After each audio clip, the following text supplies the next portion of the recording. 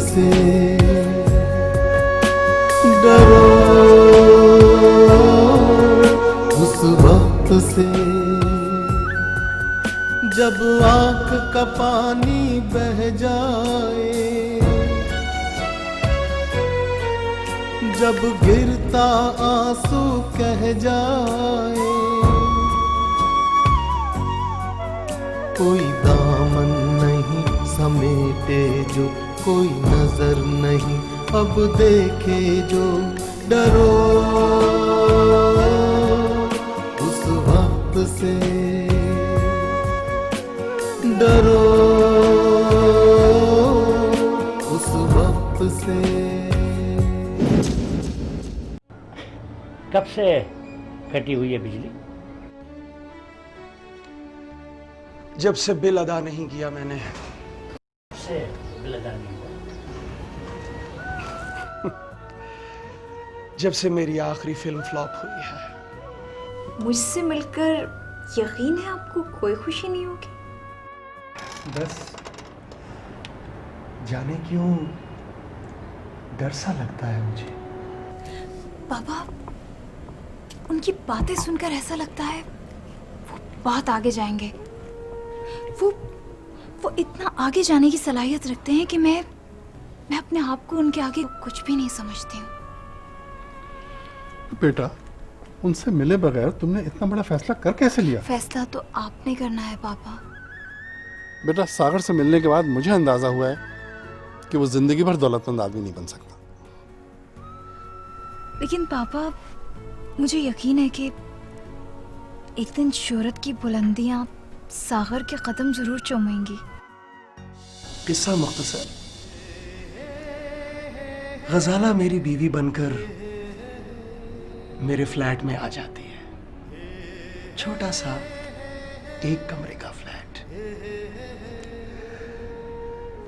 वो नाज़ो नेम में पली हुई लड़की मिडिल क्लास जिंदगी में कूद पड़ती है। लेकिन जज्बात का रेला उस पर ऐसा तारी होता है कि वो जिंदगी से तंग आने की बजाय उसे एंजॉय करना शुरू कर देती है।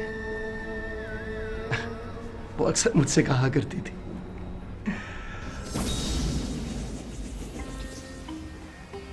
सागर डियर, तुम जानते नहीं हो, तुम एक आला आदर्श के लिए पैदा हुए हो। तुम्हारी जिंदगी बुलंद और अरफा कामों के लिए है। छोटी आसाइशें और छिछोरे ख्वाब हमारा महवर नहीं।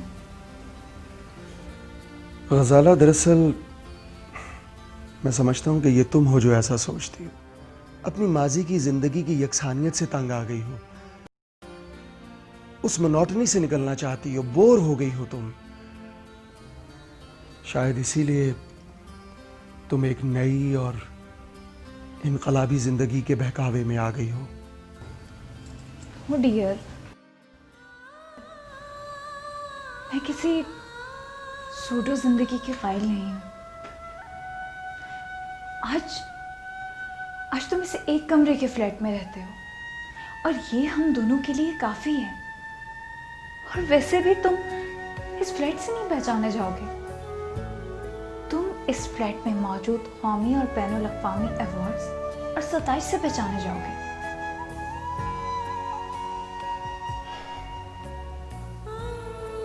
गजाला, बहुत आइडियल सोच है तुम्हारी।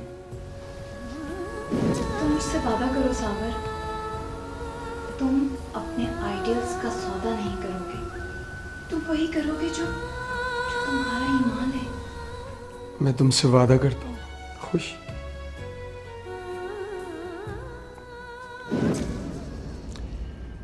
शादी के बाद मैंने बड़ी मोहब्बत, बड़ी मेहनत, बड़ी लगन से फिल्म बनाई। मुझे यकीन था कि मेरी फिल्म केन्स फिल्म फेस्टिवल में एक नुमाइंदा फिल्म होगी। मैं और मेरी बीवी गजाला उनके मेहमान होंगे और पूरी दुनिया के फिल्म डिस्ट्रीब्यूटर्स हमारी फिल्म को हासिल करने के लिए जान की बाजी लगा देंगे। सागर साहब, उनकी सोच ऐसी गलत भी नहीं होगी।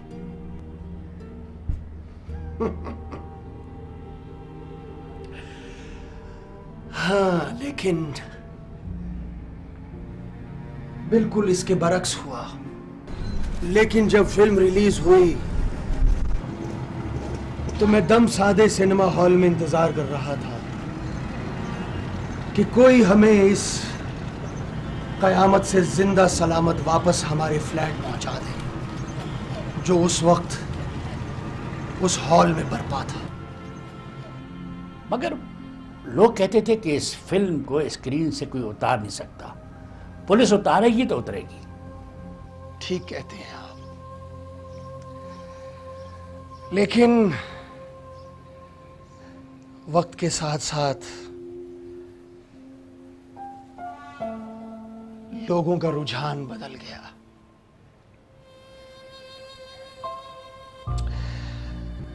उन्होंने यहां तक कहना शुरू कर दिया कि इस फिल्म को रिलीज करने से पहले अगर आपने पुलिस और रेंजर्स का बंदोबस्त ना किया तो नताइज के आप खुद जिम्मेदार होंगे। अच्छा, फिर क्या हुआ? फिर उस हुजूम ने मुझे सिनेमा हॉल की एक कुर्सी के नीचे से ढूंढ निकाला। उसके बाद क्या हुआ मुझे कुछ याद नहीं। बस इतना याद है कि जब मुझे होश आया तो मैं किसी अस्पताल के बेड पर पड़ा था और मेरे सामने मेरी बीवी गजाला बैठी थी।